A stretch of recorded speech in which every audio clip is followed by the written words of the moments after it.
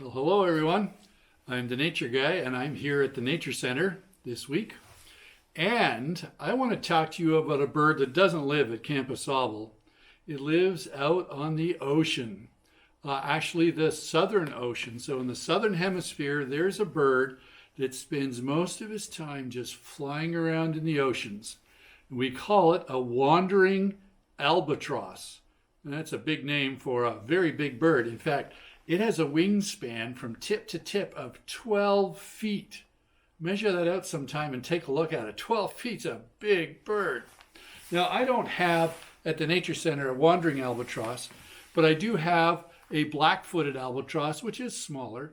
Now, this is called a museum specimen. It's not meant to look alive and on the shelf like a real live thing. It's kept in drawers along with hundreds of other specimens that we have at the Nature Center, but allows us to hold and look and kind of learn about these birds. And I want to tell you about something that's kind of unique about the albatross, and that's its bill. Now, there are other birds like this, but the albatross are the big ones. They're called tube noses because right up here at the top, near its nostril, there's a tube.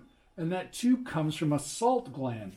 And it turns out that these guys, albatross, including the wandering albatross, they live out over the ocean. So guess what they eat? Fish. Guess what they drink? Salt water. Now, salt water is not good for inside your body. Too much salt is bad. And so they have a salt gland up in their head that extracts the extra salt out of their blood. And it actually just drips out like a little bit of, looks like it has a runny nose. And it drips out of these tubes away from the eye and just drops back out into the ocean. And so that way, birds like the wandering albatross or this black-footed albatross and others, all of these what we call tube-nosed birds, they can survive by drinking salt water. We can't do that. That would kill you eventually. And so the salt water is not a problem for the albatross. Now, the wandering albatross is a little different. It's bigger, like I said, it's fairly light colored. And they have a little tube nose, just like all the others. But what's interesting is how far they fly. All right?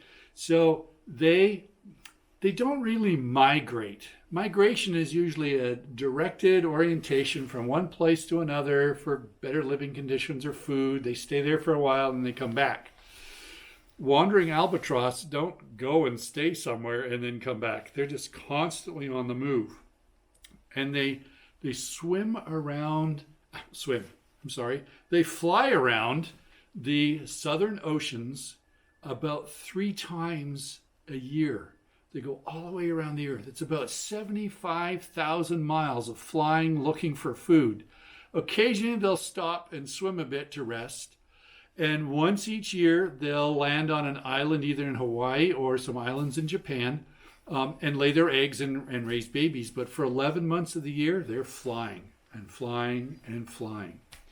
Now, the other thing that's interesting about the wandering albatross is that they live to be 50 or 60 years.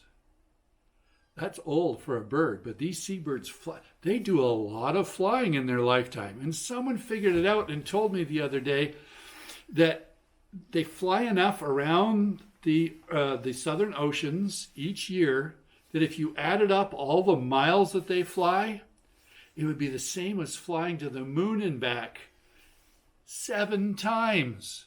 That's a lot of flying. So the wandering albatross, I guess that's why it has its name. It wanders around a lot. It's an amazing flyer. It's a huge bird, so it's just one of the best flyers that we know of. So what's the lesson we can learn from the wandering albatross? Well, I think it's a health lesson. Too much salt isn't good. Now, they're built to handle drinking salt water, and they have that little tube and the salt gland that allows them to get rid of the extra salt. We don't have that. Our body uses a kidney in our back, lower back, and the kidneys are there to control the amount of water we have in our body and the amount of salt. And it turns out that if you eat too much salt, it's hard on your kidneys, and your kidneys can wear out. And so we don't want to do that. So, lesson for us, be careful about how much salt we eat.